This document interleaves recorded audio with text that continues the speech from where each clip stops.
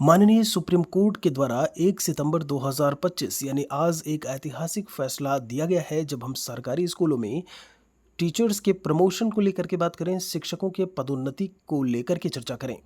Detail में बात करेंगे, बहुत ही कम शब्दों में देखेंगे कि आखिर जो फैसला दिया गया है वो क्या है, किस तरीके से ये पदोन्नति में सहायक होगा। जब हम शिक्षकों की बात करें जो पहले से ही नौकरी में हैं, यहाँ पर सरकार को एक नई शिक्षक भर्ती देनी पड़ेगी, तो किस आधार पर नई शिक्षक भर्ती का जो एक क्राइटेरिया है, जो एक एनवायरनमेंट, एक माहौल, मौसम है वो बनता नज़र आ रहा है, उसके बारे में भी हम बात करेंगे।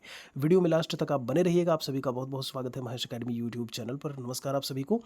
यहाँ पर हम बता दें आपको, जब हम मामले को लेकर के चर्चा करें तो मामला क्या था, शुरुआत में क्या था। जब हम शिक्षकों की बात करते हैं तो शिक्षक बनने या फिर उनके प्रमोशन पाने के लिए क्या टीईटी परीक्षा पास करना ज़रूरी है, ये एक सवाल था।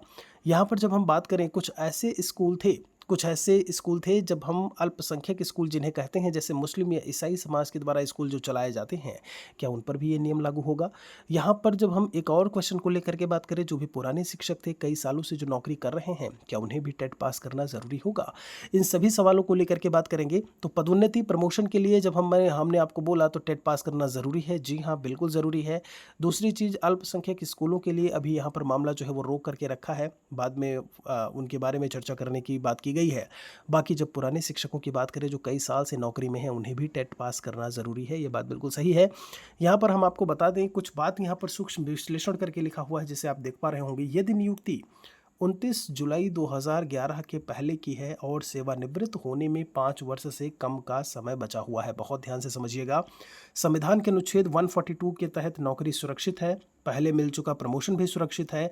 यदि अभी तक प्रमोशन नहीं मिला है तो आगे अगर प्रमोशन चाहते हैं तो टेट जो है वो पास करना अनिवार्य होगा। 2011 में टेट परीक्षा आ गई थी।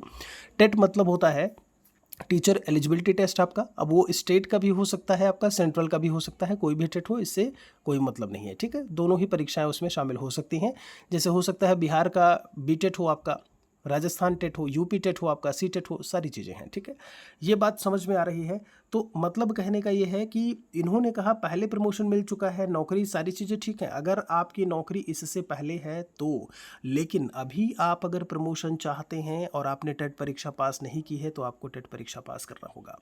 दूसरे केस में क्या कहते हैं कि आप 29 जुलाई 2011 के पहले की है अगर आपकी नियुक्ति, और सेवानिवृत्त होने में 5 वर्ष से अधिक का अगर समय बाकी है, मतलब 2025 चल रहा है और मान लीजिए कि आप 2031 में अगर आप रिटायर हो रहे हैं, तो नौकरी को सुरक्षित रखने के लिए या फिर किसी भी तरह के प्रमोशन के लिए आपको अगले 2 साल में अनिवार्य रूप से टीईटी की परीक्षा पास करनी ही होगी, ध्यान दीजिएगा।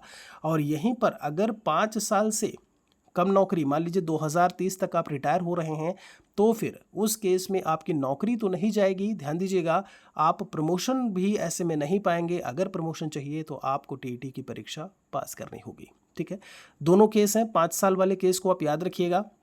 यहाँ पर देखिए, पहले केस को लेकर के अगर हम चर्चा करें, अगर आपकी नौकरी जो है वो 5 साल से कम की ऐसे में बची हुई है, आप प्रमोशन भी नहीं चाहते हैं, आप टीईटी भी पास नहीं है, तो आप चुपचाप नौकरी करते रहिए।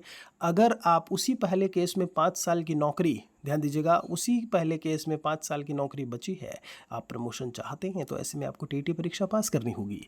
दूसरे केस में हमने क्या बोला, 5 साल से ज़्यादा की आपकी नौकरी बची है, तो ऐसे में आप मान लीजिए आप ये बोले सर हमारी 7 साल की भी नौकरी बची है, तो क्या टेट परीक्षा ना दे, प्रमोशन नहीं चाहिए, तो काम चलेगा? नहीं चलेगा।